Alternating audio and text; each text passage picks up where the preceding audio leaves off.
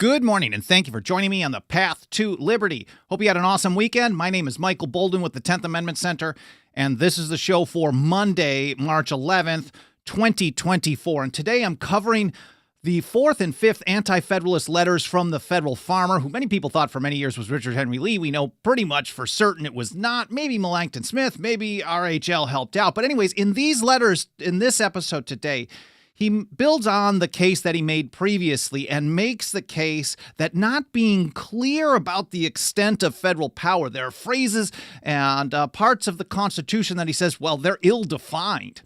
That's going to lead to that power always expanding because of a recognition of, well, a flawed human nature. That power always seeks to expand, power always grows. And this was the same type of message we heard from Anti-Federalists and Federalists alike. Power, whether vested in many or a few, as Abigail Adams put it, is ever grasping. Here, for example, from the federal farmer in his fourth paper, he said, "Men who govern will, in doubtful cases, construe laws and constitutions most favorably for increasing their own powers." This is just what happens. It doesn't matter what words you put on paper. If you give them wiggle room, they're going to find that wiggle room. All of a sudden, some law that's been on the books for 4 decades, all of a sudden today, now it has a different meaning. And this is what we see them do all the time. All of a sudden, they just kind of redefine things in ways that will expand their power.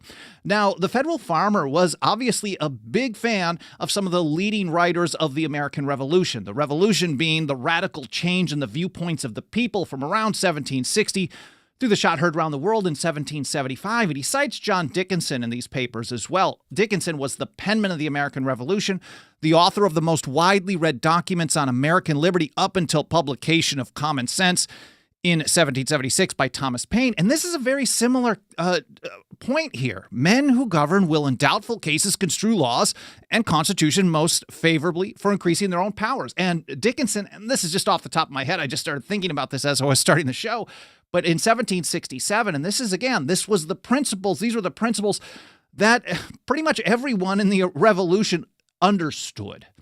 That all artful rulers, is how Dickinson put it, and maybe that's redundant, who strive to extend their power beyond its just limits will always endeavor to give their efforts as much semblance of legality as possible. You don't hear politicians tell you, we got to do this, but it's illegal. No, everything they do somehow fits within the law, within the supreme law of the land, the Constitution. And then if the people don't do something about it, you got a problem. And that was really the federal farmer's biggest case. He wanted greater representation of the people, and he didn't like the idea that the Constitution was set up so that the people themselves had to use their own power to enforce it. And I'll get to that in a little bit more in a moment. But here again, in his fifth paper, October 13th, 1787, he wrote these back to back. He said, if the Constitution or social compact, again, he uses the word compact here, be vague and unguarded, then we depend wholly upon the prudence, wisdom, and moderation of those who manage the affairs of government. The worst possible check you can have for the power of government is to rely on the people in government themselves to be good people. Patrick Henry repeated this kind of message over and over in the Virginia Ratifying Convention the following summer, and he basically said, hey, the system, if you have a good Senate, you have a good president, good representatives, there's going to be no problem. But can that be counted on in human nature? And that's not a direct quote by any means, but that's the message that Patrick Henry gave us over and over. But back to the federal farmer, he writes, so anyways, if the Constitution, or I should read this again because it's one sentence, if the Constitution or social compact be vague and unguarded, then we depend wholly upon the prudence, wisdom, and moderation of those who manage the affairs of government, or on what probably is equally uncertain and precarious, the success of the people oppressed by the abuse of government in receiving it from the hands of those who abuse it and placing it in the hands of those who will use it well. So one of the things that he doesn't like is the idea, which is interesting, because many of the Anti-Federalists told us, Mercy Otis Warren, who I covered recently, that they wanted more elections. They wanted more common. Every couple of years or every 6 years or every 4 was not enough, and they thought you had to have annual elections. This is what the argument that George Mason made in 1775, for example, in Fairfax, for example.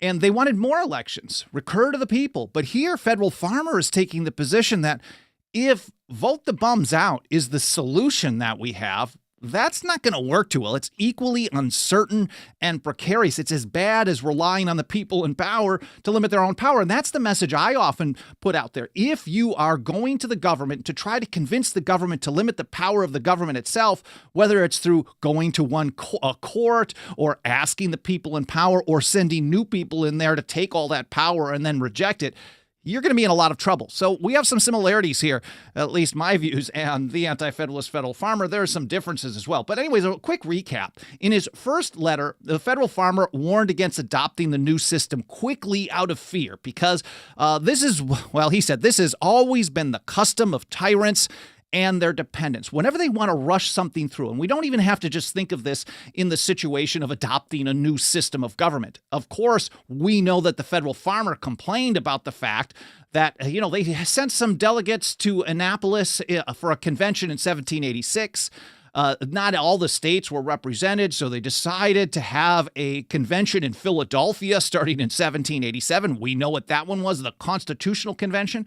But he said, not one man in maybe 10,000 had ever expected that they were going to come up with something other than amendments to the current system. Instead, we have a brand new system, and maybe the new system is right. In fact, he actually made the case that he liked the setup of the new system, but it wasn't defined properly enough. There were some issues with it, but he said, if we're going to come up with a new system, why are you trying to ram this through? For example, we know Alexander Hamilton basically said, we're almost certain it was Hamilton writing as Caesar, what a surprise, said, adopt the system as is quickly, or you're going to get it anyway at the point of a gun. We're going to have a general march in. He was suggesting General Washington would force it on the people. I don't think that would have happened, but this was basically a threat from many of the Federalists. So what do tyrants love more than anything? So if they're trying to rush something through, we know that tyrants love power.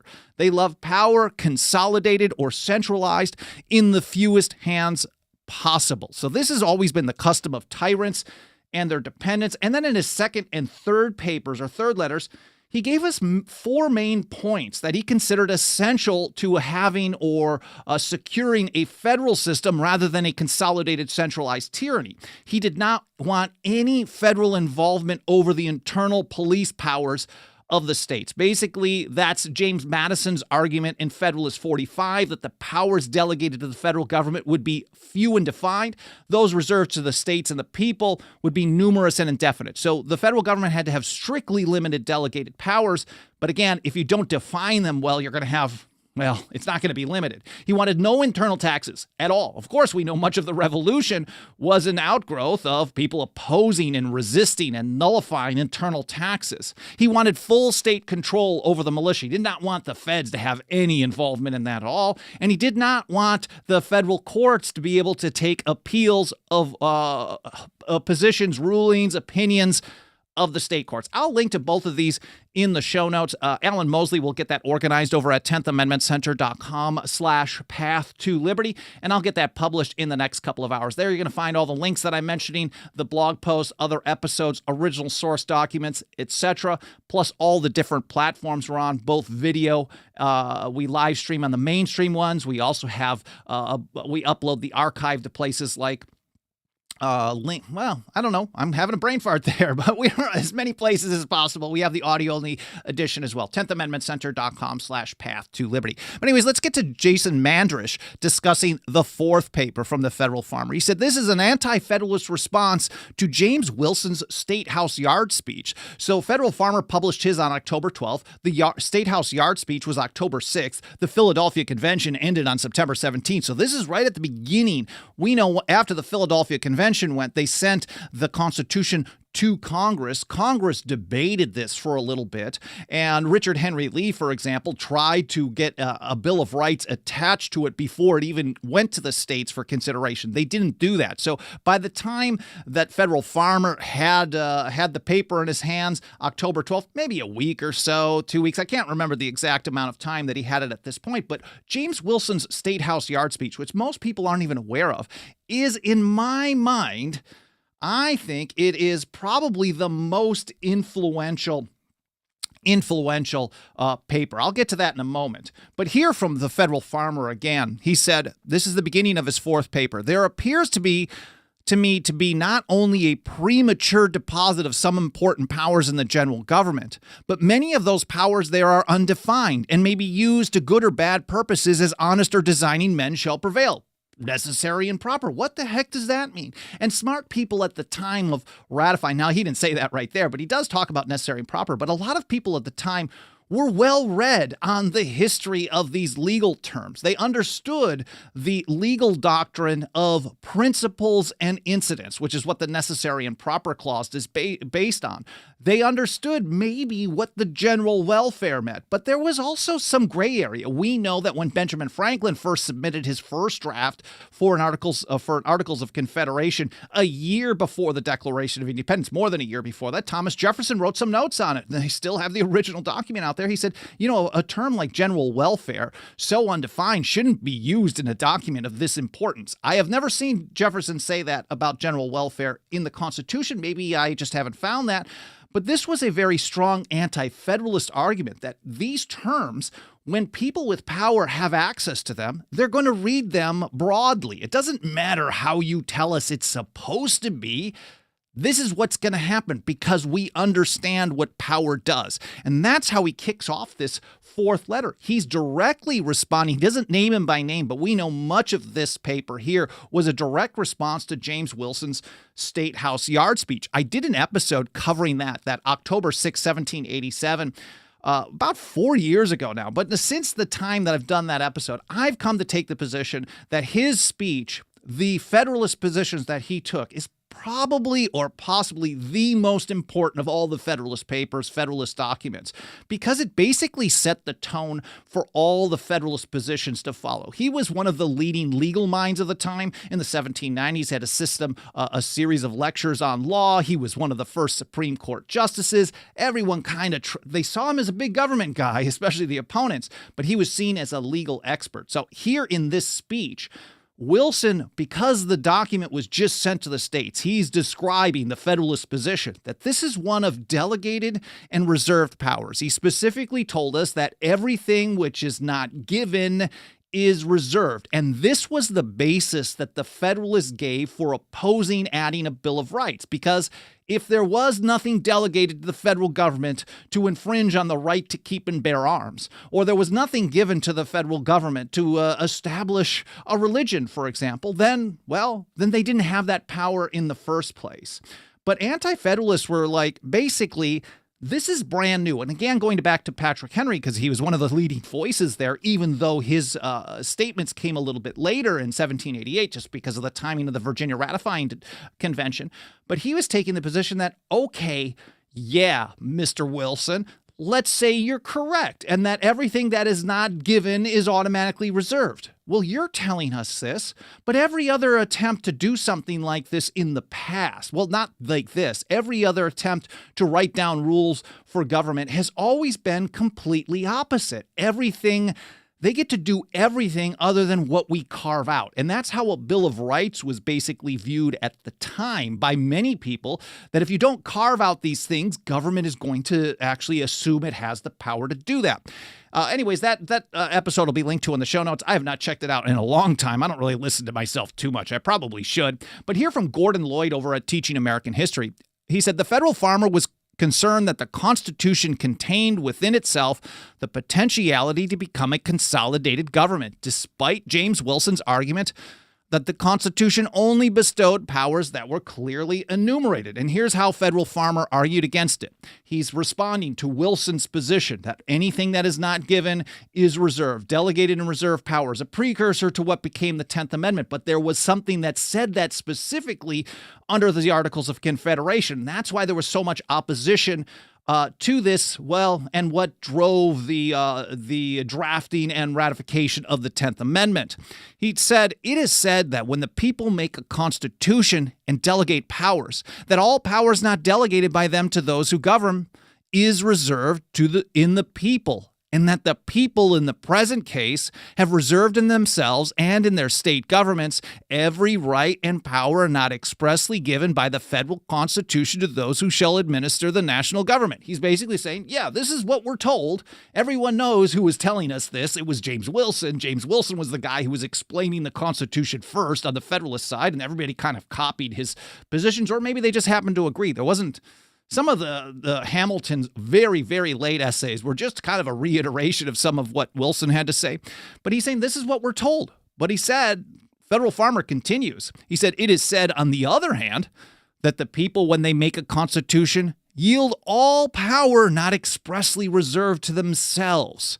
The truth is, in either case, it is mere matter of opinion, and men usually take either side of the argument as will best answer their purposes.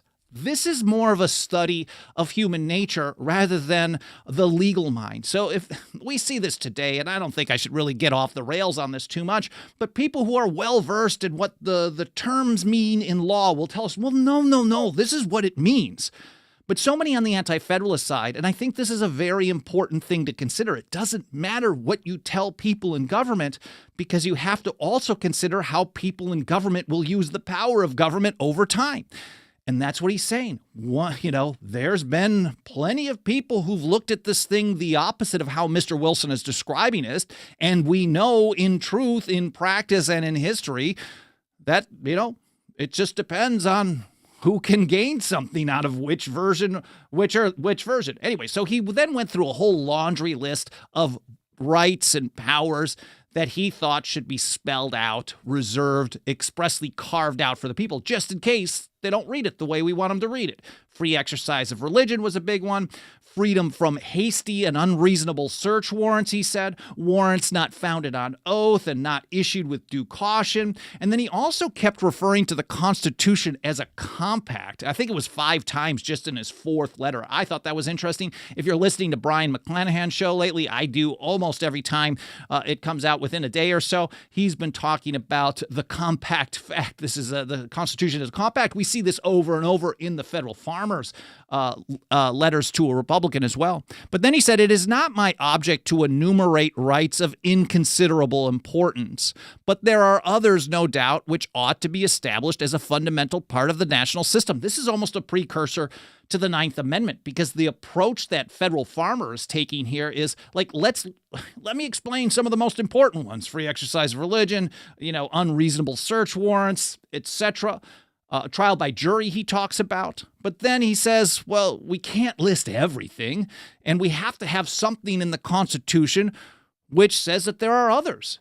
And I think that's a really great precursor to the 9th, maybe the 10th in combination as well. And then he rips into the idea that so many people are saying, well, let's ratify the Constitution today under a deal, a shake, a wink, and a nudge that we will get amendments later on. He was concerned that if you don't get the amendments that you want now, eventually they're going to give you maybe nothing, or maybe you'll get watered-down versions of them. And I think some of the people, like, again, Patrick Henry and George Mason, tried to get a bunch of amendments attached to the ratification document from Virginia. They wanted it attached beforehand.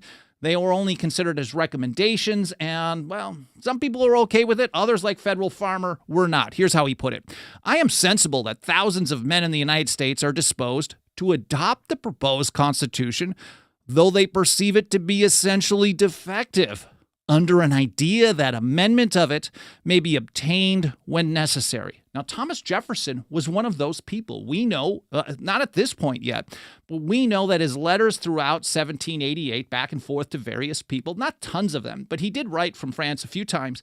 And he said, at first he wanted the states to reject it and insist, or he wanted, at the time, there were maybe 4 states that rejected or 9 states that accepted. He wanted the rest of them to reject. I think it was 9 and then 4, whatever the numbers were. He said, whoever's accepted it so far, the next 4 or the next 5, they should actually oppose ratification, because this will create the emphasis that we need to get the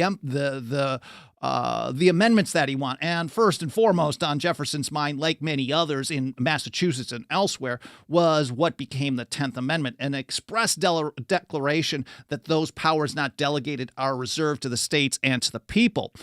And then he changed his mind. Once they started recommending amendments in Massachusetts under the guidance of John Hancock, Samuel Adams, Theophilus Parsons, and others, he said, I prefer this approach. Jefferson is one of these guys. The Anti-Federalist federal farmer certainly was not. He said, this is a pernicious idea. It argues a servility of character totally unfit for the support of free government.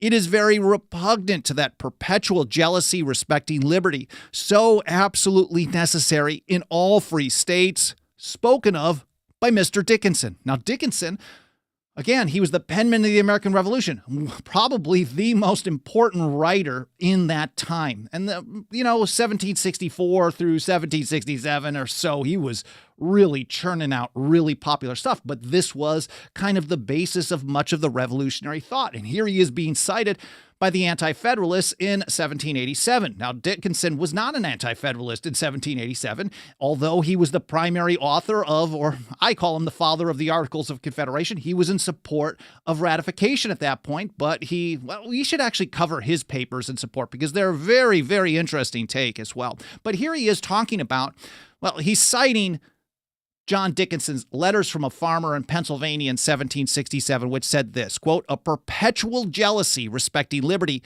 is absolutely requisite in all free states. The very texture of their constitution in mixed governments demands it." In other words, what Dickinson is saying, if you see anything that might be encroaching upon liberty, you have to be all over this. This is perpetual jealousy means a really, really watchful eye and action about that. And the federal farmer is telling us, look, hey, if you think that it's not good now, why would we abandon this principle of perpetual jealousy and just accept it with a promise that everything's going to be cool later on? He opposed that. Now, Patrick Henry was not a fan, and I don't think Richard Henry Lee was either of what they came up with the Bill of Rights, but so, that's another story for another day. But going further, here's Dickinson. When an act injurious to freedom has been once done, and the people bear it, the repetition of it is most likely to meet with submission. So once they get the ball rolling, what he called in response to the Stamp Act, the detestable precedent, doesn't matter how small the precedent may be, once the people put up with it, it's going to result in over time submission. And we see that certainly all the time today. For as the mischief, he said, of the one was found to be tolerable, they will hope that of the second will prove so too, and they will not regard the infamy of the last because they are stained with that of the first. I think it's a really good description of what we live under today. That's John Dickinson in 1767. And here's how the federal farmer wraps up his fourth paper. He said, however, if our countrymen are so soon changed, and the language of 1774 is become odious to them. We often think of the spirit of 1776, but the spirit of 1774, I know Mike Meharry is on pause right now, but he's been working on a bunch of essays that we're turning into a short handbook about the way that what was going on in 1774, the ramp up of the opposition to centralized power that I think is going to be really interesting. And here's the federal farmer saying, if we've given up these views of 1774, the really, really strong revolutionary principles, he said, if that's become odious to them, it will be in vain to use the language of freedom or attempt to rouse them to free inquiries. But I shall never believe this is the case with them, whatever present appearances may be, till I shall have very strong evidence indeed of it. And that's the end of Federal Farmer number 4. And then going right to his fifth paper, he goes right into this again. He said, instead of seeing powers cautiously lodged in the hands of numerous legislators and many magistrates, he wanted a large representation. So many of the Anti-Federalists thought it was impossible to have representation. And if you think about this logically, if you have one even in 30,000, I don't know what the numbers are today, but it's nowhere close to that. 700,000, something like that. Someone would know probably in the chat better than me. But if you have one person trying to represent the views of really technically even two people, it's technically impossible to represent their views unless they happen to think exactly the same. But if you really expand that, now that becomes kind of unwieldy, I guess. But if you expand that to 30,000 or 50,000 or hundreds of thousands, these people aren't representatives. They're rulers, really. And that's what they're called by so many of the founders. So instead of seeing powers cautiously lodged in numerous legislators, we see all important powers collecting in one center, where a few men will possess them almost at discretion. And again, he's talking about how these are undefined. Federal Farmer is not arguing, as can be seen in how he responded to James Wilson. He's not arguing that the Constitution was not set up as something of delegated and reserved powers. He's like, well, it's just a matter of who has the power. They're going to read it in the way that they want to read it. And that certainly is what they do constantly today. And as long as you rely on going back to them, you're going to be in a lot of trouble. He said, we are to understand the equal division of lands among our people. I actually don't know what that's referencing, but this one I do. And the strong arm furnished them by nature and situation are to secure them against those usurpations. Over and over and over, the Federalist told us, whether it's James Iredell in North Carolina, Alexander Hamilton, James Madison, Roger Sherman, John Dickinson, and so many others, they told us over and over and over, basically a version of the people will resist if the government usurps power not delegated to it, basically steals power that it's not authorized to use, that it's going to be up to the people to keep them in check. And this is how I describe the unwritten enforcement mechanism of the Constitution, because that's what was sold to the people and that's what was approved in the ratification documents. But the Federal Farmer did not like that. He acknowledged that that was the situation, that we have to have the strong arm furnish them by nature and situation to actually deal with usurpations. He's like, this is troublesome. He said, no man of reflection and skilled in the science of government can suppose that these will move on harmoniously together for ages or even for 50 years. So he's telling us that not even 50 years are we going to see the people enforce the Constitution. And maybe it really only lasted, I don't know, depending on who you talk to. For me, it's like 2 years before we got the bank in 1791, maybe 1789 as well. Here's Tara Ross in Federal Farmer number 5, her blog post about it. She said, despite his earlier criticisms, the Federal Farmer acknowledges in his 5th paper that there are some good things in the Constitution that has been proposed. He said, quote, it is founded on elective principles, and the deposits of powers in different hands is essentially right. He liked the structure. He just did not like how it was so undefined. That was his big thing. And he did not like the fact that they did not have way more representation. She says, indeed, he thinks these aspects of the Constitution could have had more value if the legislature were more representative of the people, as he discussed in earlier papers. And this is how he put it here.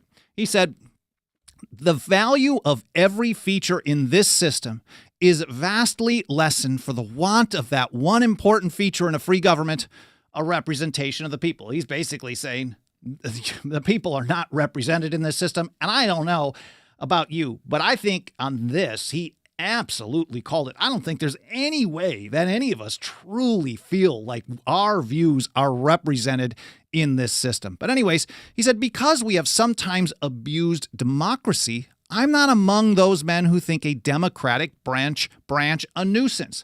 Many on the Federalist side certainly did not like the idea of the people being more involved, and they wanted to control those impulses, and that makes sense.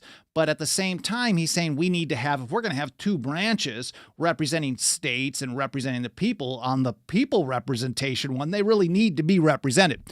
Here from Jason Mandrish, founder of The Day. He said the farmer then moves on to discuss factions, the political parties, how we call them, of the day, that he felt were unfairly leading the political conversation of the day. He thought there were 2 extremes. Sounds familiar, doesn't it? One faction are the lawless rebels who are fighting against the state governments. He specifically talked about the Shays'ites, the Shays Rebellion. He was not a fan of that. That was the argument given by the big government people of the time. Like, oh, there's this fighting going on in Massachusetts, and if we don't have a stronger central government to help the states out when these types of things happen, we're going to have total chaos and total destruction. And I'm pretty confident they used fear to really ramp. They wanted this power in the first place, and they used the first example that they could get to instill fear and, well, expand that power. And again, that sounds exactly like the things that we live under today. On the other hand, Jason writes, the Federal Farmer criticizes the aristocrats, namely the people pushing for a speedy adoption of the Constitution. It's maybe an understatement of how to describe it. Caught in the middle were the majority of the citizens of the United States who are not tied to either extreme. And He said, like he did in his first essay, he specifically said, no matter how things look on paper, again, the federal farmer liked the structure. He said there were three versions that they could have. They could have a total federal system. They could have a total centralized system. And he was actually in favor of that at first, he told us. Or you could have this kind of mixed system, partly federal, partly national. And he actually liked the version that they came up with as far as the structure. Again, he did not like the ill-defined parts and the lack of proper representation. But although he said he liked how it looked on paper, he felt that, quote, things were calculated to make one consolidated government. And here's how he put it in his... Is this his first one? Nope, this is back to number 5. Sometimes I gotta be a little bit better on my notes here. He said, one party is composed of little insurgents, men in debt, who want no law and who want a share of the property of others. These are called the levelers, the Shazites. The other party is composed of a few, but more dangerous men. He thought the people who wanted centralized power were more dangerous. With their servile dependents, these avariciously grasp at all power and property. You may discover in all the actions of these men an evident dislike to free and equal government, and they will go systematically to work to change essentially the forms of government in this country. These are called aristocrats, Morrisites, etc., etc. So maybe Robert Morris. But he's pointing out, like I was just mentioning, that he believed that even though we were being sold a kind of a federal system, a system of federalism, or at least a partial one, that they were scamming. This was a lie. And we know for sure that Hamilton was a scammer. He basically told people what they wanted to hear in the New York ratification debates. But soon as that was over, he used his influence to advance or push for more power, to read things broadly, just like the federal farmer warned us, just like John Dickinson warned us as well. And here's the farmer. He said, the fact is, these aristocrats support and hasten adoption of the proposed Constitution merely because they think it is a stepping stone to their favorite object. He knew, people understood that people like Hamilton and Morris, probably Wilson and a few others, certainly wanted a vastly centralized or consolidated government. They were aware of this, and some of them actually backed off on this. Not maybe those guys, but some people did back off on their support of that, and they said, we're going to go with what we got. And I think that's a good description of James Madison, who actually wanted a far more centralized government, but he didn't get it. And so then he actually worked within the system that was created. That's a more honest person, even though he didn't like the system that they came up with, I guess, or maybe he did after the fact. But here, federal farmers telling us that some of these people who've always wanted more consolidation, more centralized power, they're just accepting it because that's all they can get right now. And we know Hamilton said that in the Philadelphia Convention, so maybe this is a hint. Maybe this was John Williams. I'm not certain who wrote this, but maybe this was somebody who was there and understood what Hamilton was doing in New York. He says, I think the general politics of these men support it, as well as the common observation among them, that the proffered plan is the best that can be got at present. It will do for a few years and lead to something better. Well, he called it that they weren't going to get 50 years of adherence to the Constitution through resistance and defiance by the people. They did have a bit of that in the early days of the Republic. I've covered that in other episodes. Response to the whiskey tax, to Jefferson's embargo, to Madison's War of 1812. We saw a lot of this happen, but definitely called it on 50 years, well, undercalled it. And then here he said, just for a short amount of time, they're going to go with what they gave us and then try to expand it. He said the plan of government now proposed is evidently calculated to change in time our condition as a people. Instead of being 13 republics under a federal head, it is clearly designed to make us one consolidated government. That's from, I believe, his first paper there, going back to the very same type of argument. They're doing this on purpose, is what he's saying. So he closes it out with this: under these impressions, and keeping in view the improper and unadvisable lodgment of powers in the general government, organized as it is at present, touching internal taxes, armies and militia, election of its own members, causes between citizens of different states, and the want of a more perfect Bill of Rights, etc., I dropped the subject for the present. Now, this was his 5th paper. The first 5 letters were all published at the same time. And then he stopped for quite some time and then resumed it because they were so popular. But I hope you guys found this interesting. I hope it was educational. I hope more than anything you learned something and you did enjoy my take on this. Nothing helps us get this kind of important historical information out to more and more people and help them think about things as well, more than the financial faith and support of our members. If you support our work and you want to help us spread the word, a couple of bucks of that dirty government fiat goes a long, long way. We really punch above our weight class. You can join us over at 10thamendmentcenter.com/members. I see a bunch of great people out in the chat. There's Kirk and Melody and Howard and Sonny and many others. I apologize for not having a moment to get to the live chat comments and questions, but I will read through them a little bit later today or tomorrow. You can also email me at team@10thamendmentcenter.com. A few ways that you can help us spread the word. Of course, our membership program is the best, but if you can't afford it, that's fine. No pressure. I do appreciate any consideration you can give to joining us today. But you can also smash the like button, leave us reviews on Apple Podcasts or any other podcast platform, comments, sharing, etc. That all will get this show to more and more people. Again, I really appreciate you spending some of your Monday with me today, or whatever day you happen to be watching or listening. Appreciate you spending some of your time with me. I hope you had a great weekend, and I hope to see you next time here on the Path to Liberty.